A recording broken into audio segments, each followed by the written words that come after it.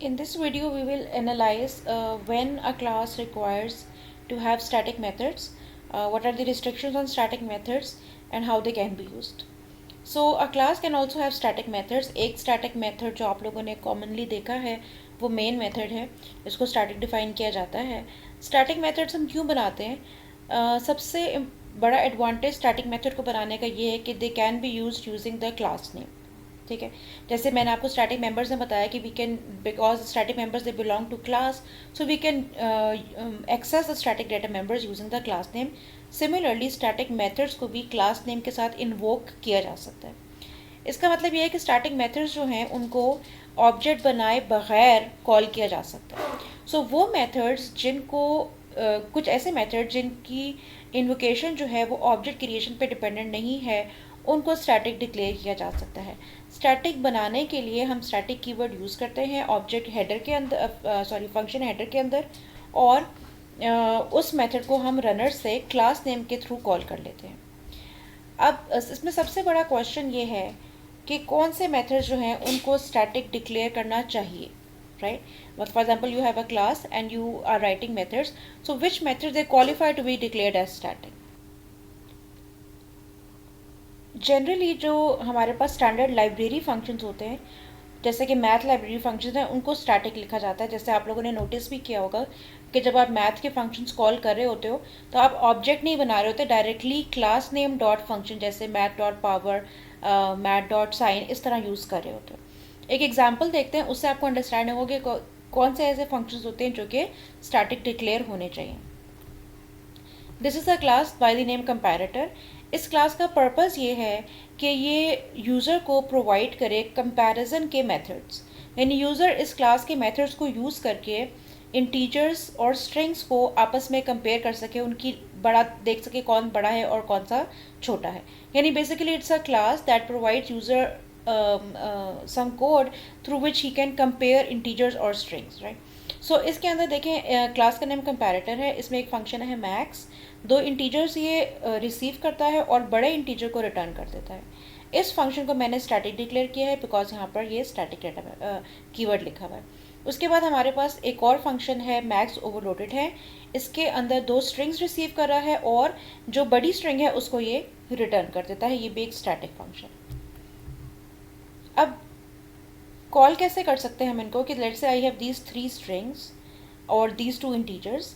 चूँकि वो static functions थे तो मैंने कंपैरेटर डॉट मैक्स में कॉल किए, यानी कि मैंने ऑब्जेक्ट नहीं बनाया बल्कि कंपैरेटर डॉट मैक्स में ए और बी भेजे तो नंबर बड़ा जो पता चल जाएगा, कंपैरेटर डॉट मैक्स में 2 स्ट्रिंग्स भेजी हैं तो उनकी मुझे बड़ी स्ट्रिंग का पता चल जाएगा, राइट?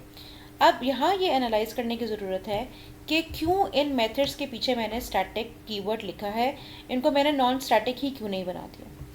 देखिए, जो हमारे पास नॉन स्टैटिक मेथड्स होते हैं, जैसे आपने सर्कल क्लास में बनाए, रेक्टेंगल में बनाए, जैसे फॉर एग्जांपल सर्कल क्लास के अंदर आपने कैलकुलेट एरिया बनाया.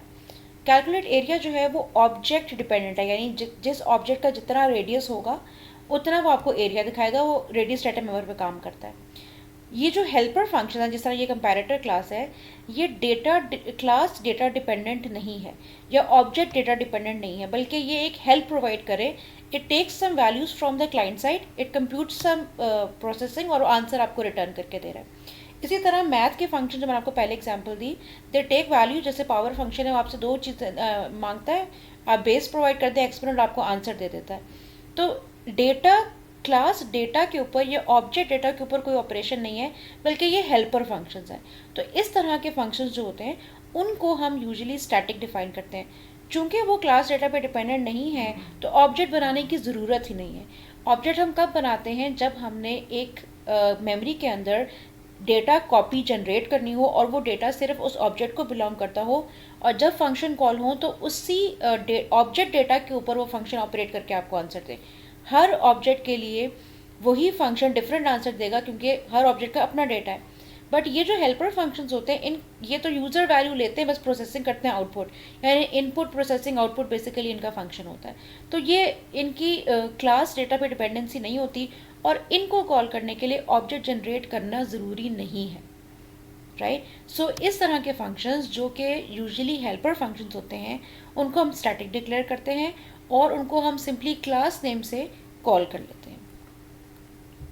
जैसे कि यहाँ पे देखें कि कंपैरेटर डॉट मैक्स और कंपैरेटर डॉट मैक्स हमने कॉल किया हुआ है।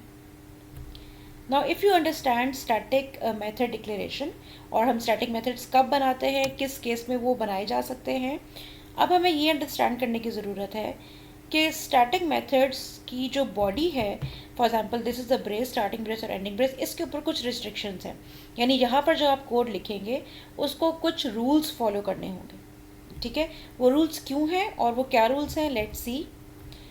पहला रूल ये है कि static methods can call other static methods only, right.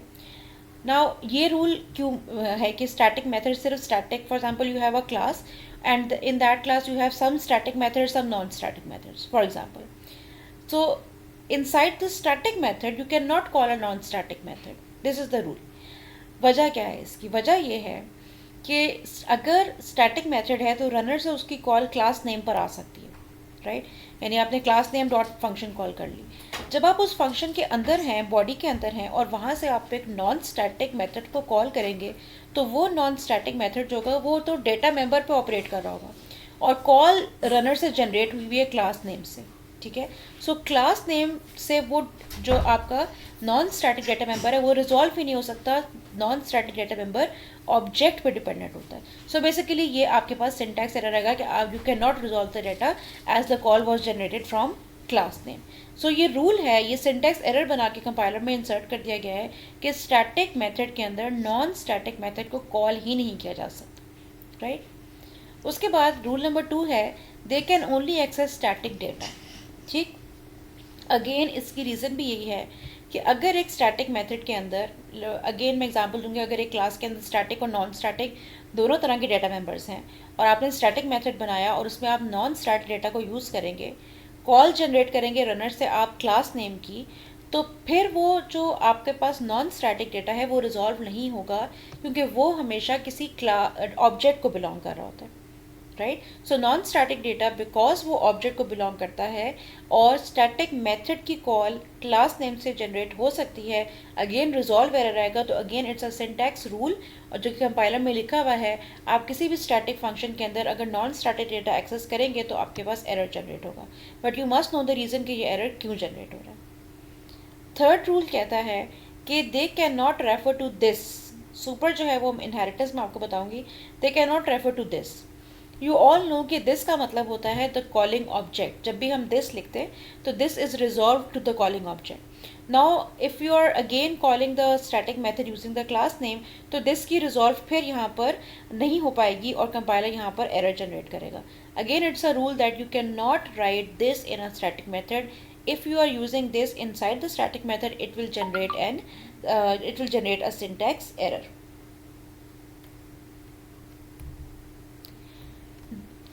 These are the details जो कि अभी मैंने आपके साथ शेयर की हैं, ये यहीं इन्हीं स्लाइड्स में लिखा हुआ है. I'm just going through the slides. A static method cannot access non-static class members because a static method can be called even when no objects of the class have been initiated. Means you can call it using the class name. You don't need to create an object for calling the static function. So maybe आपने object बनाने से पहले ही class name से उसको call कर लिया, तो आपके पास मेमोरी के अंदर कोई भी नॉन स्टैटिक वेरिएबल जनरेट नहीं हुए. For the same reason, this reference cannot be used in static method. This reference must refer to an object of the class, and when a static method is called, there might not be any object in the memory. Okay, before concluding the discussion on static methods and data members, एक last चीज़ यहाँ पे देख लेते हैं कि अगर आपके पास static data member है जो कि प्राइवेट है, तो उसकी एक्सेस के लिए आपको स्टैटिक मेथड्स बनाने पड़ते हैं. ठीक है, एग्जांपल देख लेते हैं इसकी. ये एग्जांपल मैंने आपको फर्स्ट वीडियो के अंदर दिखाई थी, जिसके अंदर हमने एक सर्कल क्लास बनाई थी और उसमें there was a static data member num circles. It was declared as static and public, right. So runner के अंदर हम सर्कल डॉट नम सर्कल को एक्सेस कर रहे थे. अगर मैं स्टैटिक डेटा मेंबर को प्राइवेट डिक्लेयर कर दूं तो रनर के अंदर इसकी एक्सेस नहीं रहेगी. फॉर एग्जांपल यहाँ पर मैं अगर सर्कल डॉट नम सर्कल्स लिखना चाहूँ तो वो यहाँ पर एक्सेसिबल नहीं है क्योंकि num circle has private access in the circle class, right. इसका मतलब है if you have static data members in the class and you want to access them in the runner, then you need to create public method जो कि जिस तरह हम Gators बनाते थे, ठीक है। तो इसका जो गेटर होगा वो उसी तरह बन सकता है जिस तरह हमने गेट नम सर्कल्स, और यहाँ पर हम रिटर्न कर देंगे नम सर्कल्स को। चूँकि हम नम सर्कल्स स्टैटिक डेटा मेंबर है और उसकी वैल्यू देखने के लिए ज़रूरी नहीं है कि ऑब्जेक्ट बनाया जाए, ठीक है। रनर के अंदर मैं उसकी वैल्यू वैसे भी देख सकती हूँ यूजिंग क्लास नेम। तो इनके गेटर्स को फिर हम स्टैटिक डिफाइन कर देते हैं ताकि क्लास नेम से भी इस डेटा मेंबर की वैल्यू को एक्सेस किया जा सके, ठीक है। नाउ यहाँ पर रनर में जाकर अगर मैं सर्कल यानी क्लास नेम डॉट गेट नम सर्कल्स करूँगी तो मुझे यहाँ पर वो आंसर रिटर्न कर देगा, जो कि फ़िलहाल तो ज़ीरो होगा, लेकिन अगर ऑब्जेक्ट्स बनेंगे तो फिर हम क्लास नेम से गेट नम सर्कल्स की वैल्यू को रिट्रीव कर सकेंगे।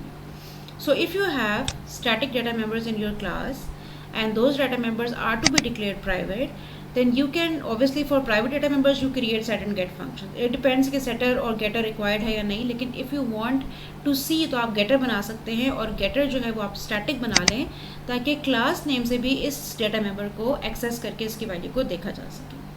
So this ends our discussion on static data and methods. I hope it is clear. If you still have any queries, you can ask your teacher in the QA session. Thank you.